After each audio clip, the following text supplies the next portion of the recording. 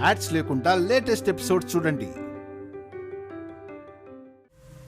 తప్పుగా అనుకోకండి అత్తయ్య గారు. మీరేంటో నేనేంటో మనిద్దరికీ తెలుసు.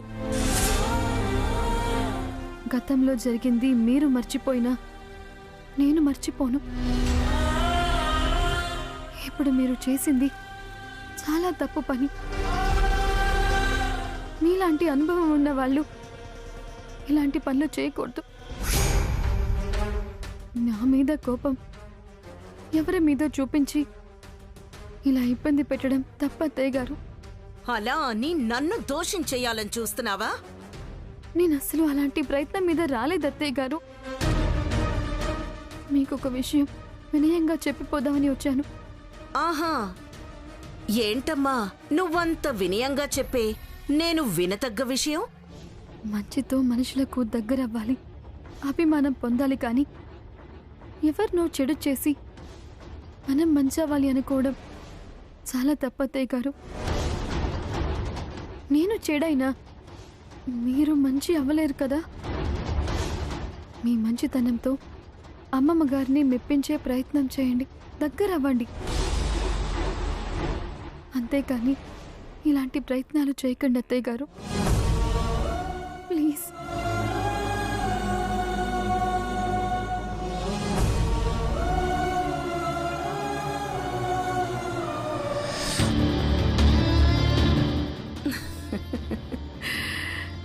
మంచి శత్రువు చెప్పినా వినాలి అని పెద్దలంటారు.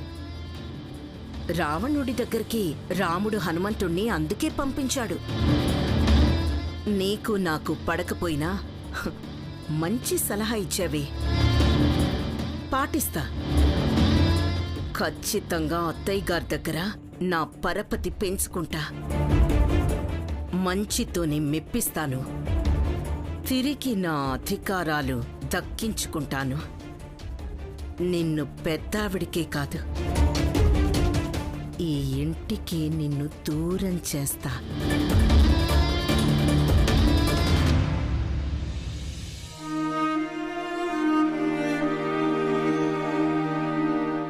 అత్తయ్య, ఏంటమ్మా?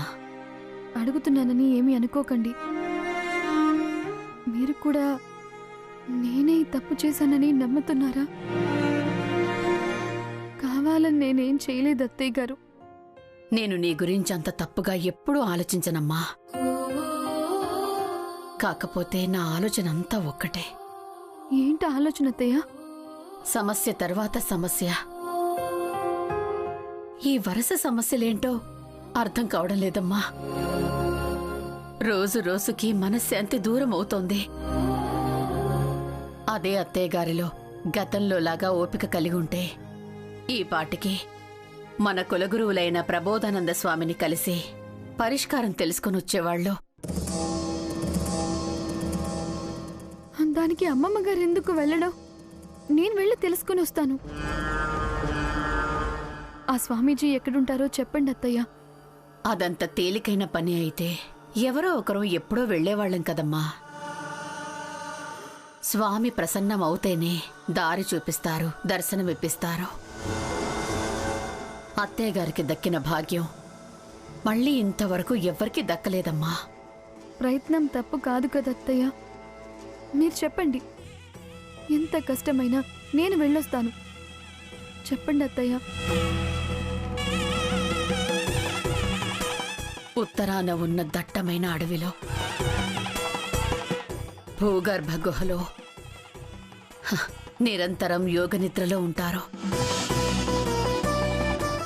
దారి సులువు కాదమ్మా, దర్శనం అంత తేలిక కాదు. ప్రయత్నం తప్పు కాదు కదా అత్తయ్య.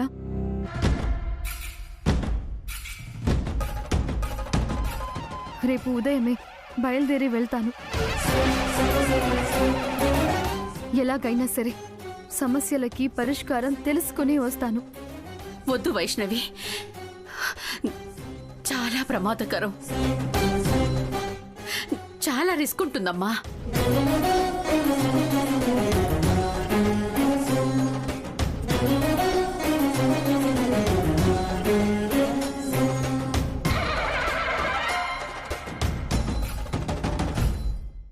కుటుంబం క్షేమం కోసం ఎంత రిస్క్ అయినా నేను ఫేస్ చేస్తానత్తయ్య.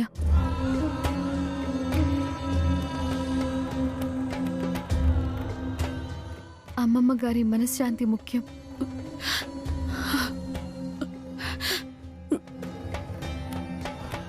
ఈ ఇంట్లో ప్రశాంతత అవసరం.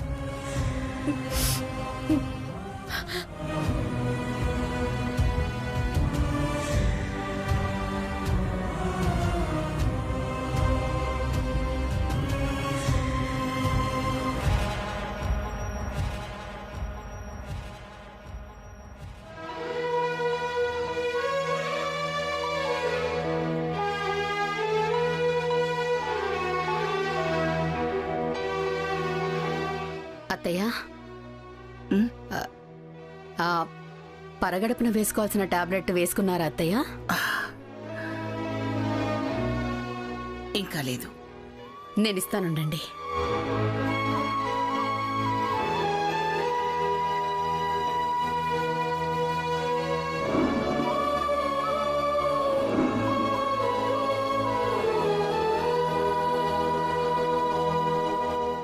ఇవ్వండి అత్తయ్య. అత్తయ్య, వైష్ణవి లేదా? నువ్వొచ్చావు? తను స్వామీజీని కలవడానికి వెళ్ళిందంటే అత్తయ్య కోప్పడుతుందేమో. మీ మీద మాకున్న శ్రద్ధ, ప్రేమ, ఆపేక్షలు పిల్లలకెందుకుంటాయి? నిన్న జరిగింది చూశాక ఇక నుంచి నేను లేఖకే మీ బాగోగులు చూసుకోవాలని డిసైడ్ అయ్యాము. అందుకే మీకోసం ఇడ్లీ, రాగి జావా చేసుకొని తీసుకొచ్చాను. ఇడ్లీలు చాలా మెత్తగా చేశాను, చూడండి. అలా విరిచి చూపించాలా? తింటే తెలుస్తుందిగా.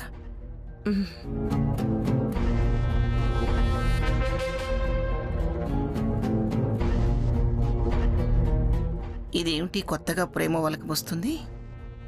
పవర్ అప్ పట్టా ఎఫెక్టా ఏమిటి?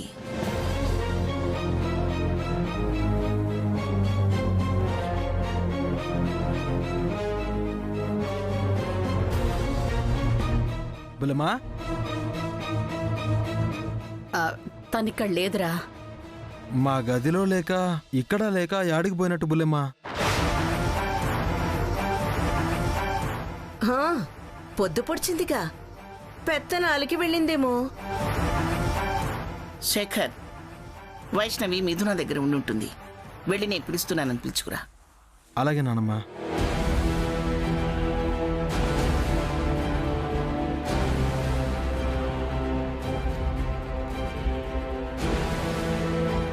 బుల్లమ్మా,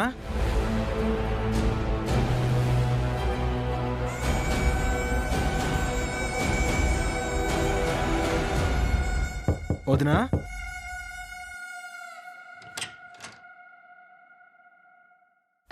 ఏంటి శేఖర్ గారు?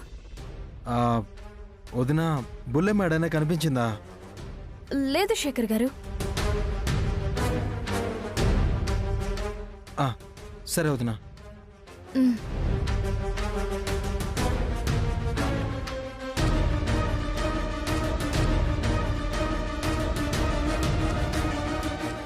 ఉంటుందిలే బాబాయ్, ఆడుతూ పాడుతూ బాబాయ్ నేనే పని చేస్తుంటే. బాబాయ్, ఏంట్రా? బుల్లెమ్మ ఏడైనా కనిపించిందా? లేదురా, పొద్దునుంచి తను అసలు కనపడలేదు. పొద్దున్నుంచి కనిపించలేదా? ఏంట్రా, ఏంటంత కంగారు పడిపోతున్నావు? అబే ఏం లేదు బాబాయ్, నువ్వు పని చూసుకో.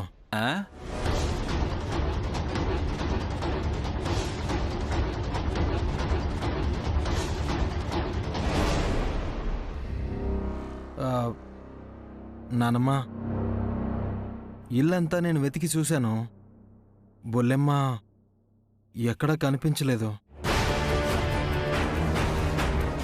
నేను చెప్పాను కదా, ఎక్కడో ఊరేగడానికి వెళ్ళిందని. నువ్వు కాస్త ఆగు రేఖ. పుట్టింటికి ఏమైనా వెళ్ళిందేమో. ఒకసారి ఫోన్ చేయరా శేఖర్? ఈ ఫోన్ చేయటాలు, వెతకడాలు అవసరమా మనకు? నిన్ను కాస్త ఆగమన్నాను కదా. దేనికత్తయ్య ప్రతిదానికి నా నోరు మూయిస్తారు? మీ సమర్థింపులే ఇలా చెప్ప పెట్టకుండా వెళ్లే స్వతంత్రాన్నిచ్చాయి. మీరు ఎక్కడికి వెళ్ళినా అక్కకి చెప్పి వెళ్ళమన్నారు కదా. అయినా అంత లెక్కలేనితనం ఏంటి?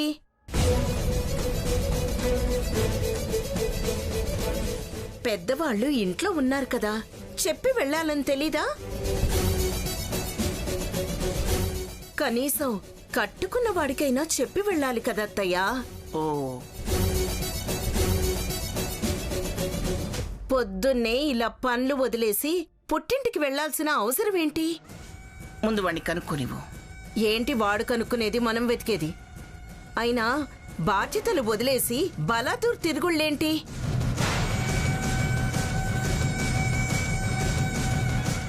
అక్కేమో మాట్లాడదు. ప్రాణం మీదకి తెచ్చినా కూడా మీరు పల్లెత్తు మాట అనరు. ఇంకా తనకు ఎవరంటే మాత్రం ఏం భయం ఉంటుంది? ఓ అత్త అనలేదు, అమ్మమ్మ గారు అనలేదు, మొగుడంటే అస్సలు లెక్కే లేదు. మళ్ళీ ఏం కొంపలు ముంచే ప్లాన్ వేయటానికి వెళ్ళిందో. ఆపరేఖ,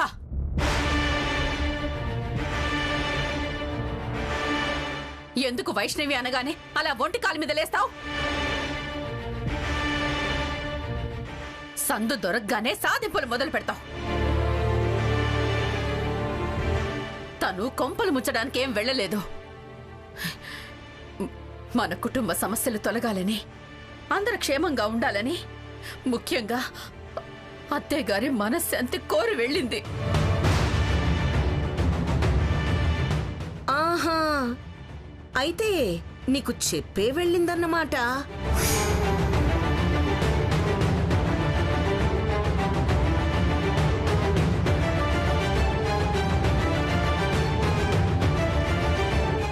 మరి ఇందాకటి నుంచి చెప్పవే? చెప్తే అత్తయ్య గారు ఏమంటారోనన్న భయంతో ఆగాను. ఏదో కవర్ చేద్దామన్న ఆరాటం తప్ప ప్రయోజనం కోరే వెళ్ళిందంటే అత్తయ్య గారు ఎందుకంటారు? నువ్వెందుకు భయపడుతున్నావు? లేఖ, చెప్పు, వైష్ణవి ఎక్కడికి వెళ్ళింది? అది అది నసకొద్దు. ఎక్కడికి వెళ్ళిందో చెప్పు. తను ప్రబోధానంద స్వామి గారిని కలవడానికి వెళ్ళింది అత్తయ్య.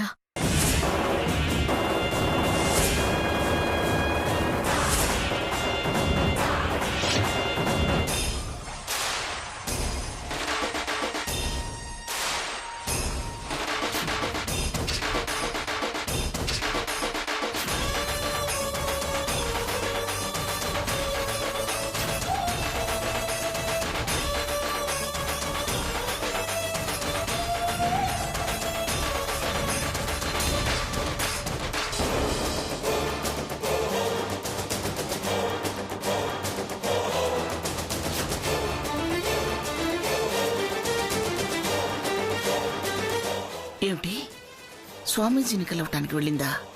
అవునత్తయ్య.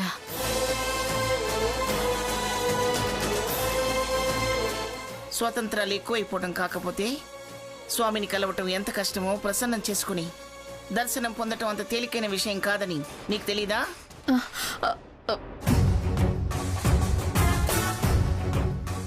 అడవిలో ఆయన్ని వెతుక్కుంటూ ఒంటరి ఆడపిల్ల ఎలా వెళుతుందన్న ఆలోచన కూడా మీకు రాలేదా?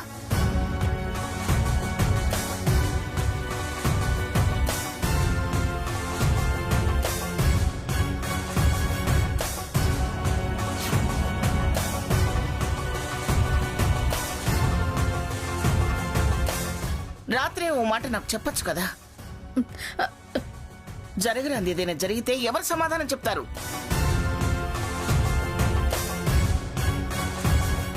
ఎవరు బాధ్యత తీసుకుంటారు? మనశ్శాంతి కోసం అంటూ దాన్ని పంపి నాకు అశాంతిని పెంచావు.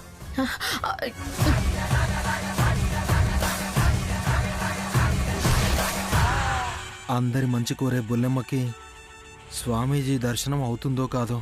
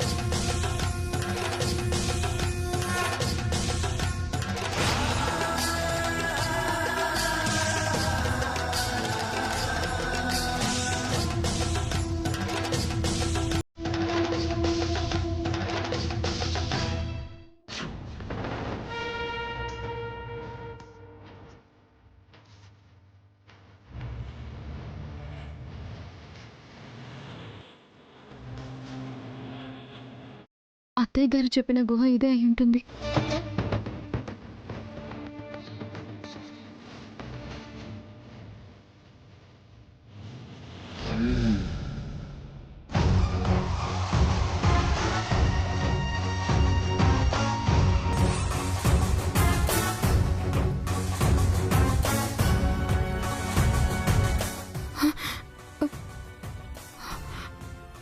అడుగు ముందుకు వేయకపోతే అమ్మమ్మ గారి ఆరోగ్యం కుదుట పడదు.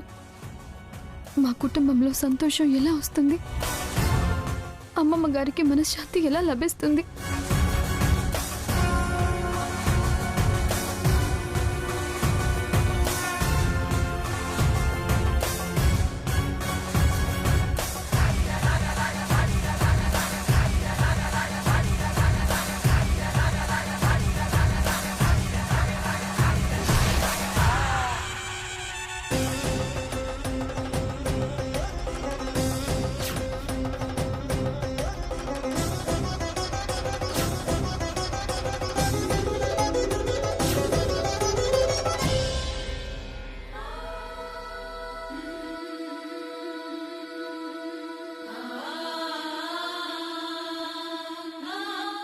స్వామి, స్వామి,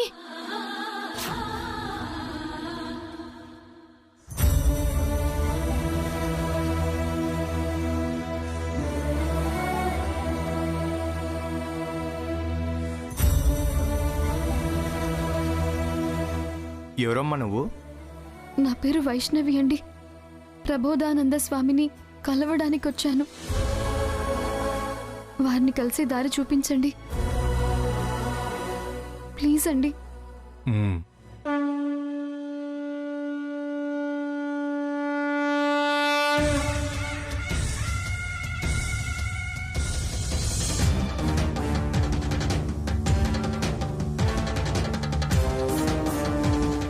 చెప్పండి, వారిని నేను కలవాలి. సమస్యకి పరిష్కారం తెలుసుకోవాలి. స్వామి ప్రబోధానంద కరుణించు స్వామి. స్వామి ప్రబోధానంద కరుణించు స్వామి. స్వామి ప్రబోధానంద కరుణించు స్వామి. స్వామి ప్రబోధానంద కరుణించు స్వామి. స్వామి ప్రబోధానంద కరుణించు స్వామి.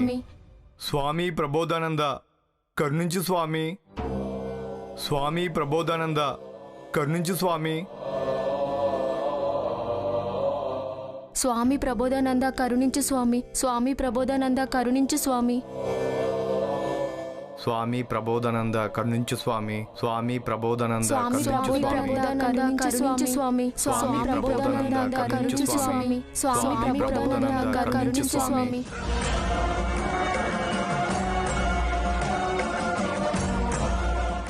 స్వామి ప్రబోధానంద కరుణించు స్వామి. స్వామి ప్రబోధానంద కరుణించు స్వామి. స్వామి ప్రబోధానంద కరుణించు స్వామి. ఎవరు స్వామి వీళ్ళంతా? మీలా సమస్యలతో స్వామి దర్శనం కోసం వచ్చిన వారే. నువ్వు కూడా వాళ్ళలాగే నీకు తోచిన ప్రయత్నం చేసి స్వామిని ప్రసన్నం చేసుకో. దర్శనం లభిస్తుంది. నేను జగదీశ్వరి దేవి గారి మనవరాల్ని.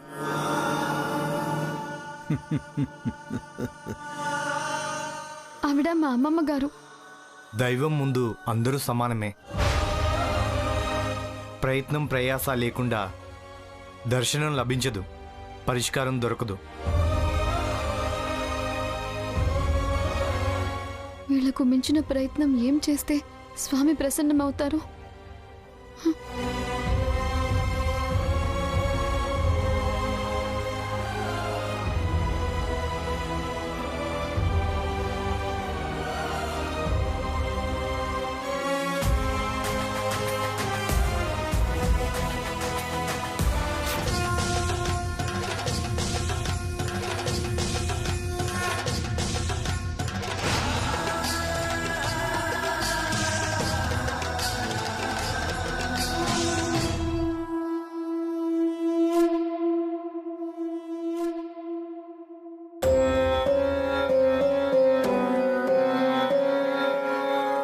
అమ్మా జగజ్జనని, నాలో ఏ స్వార్థమూ లేదు.